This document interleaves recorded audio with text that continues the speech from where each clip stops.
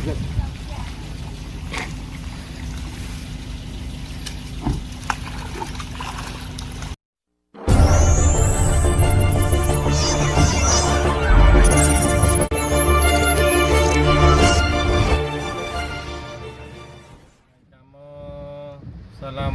warahmatullahi wabarakatuh.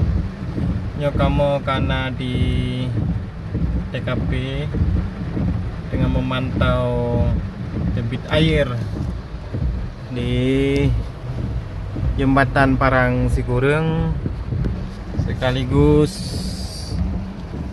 menyiapkan dan mengantar logistik untuk korban banjir.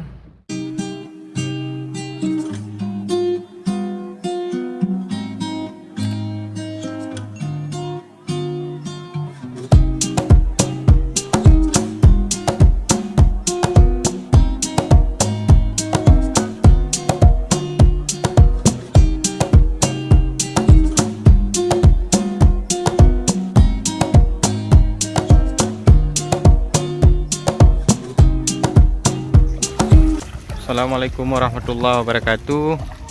Saat ini kami berada di seputaran Kampung Hagu, Kecamatan Matangkuli, Kabupaten Aceh Utara.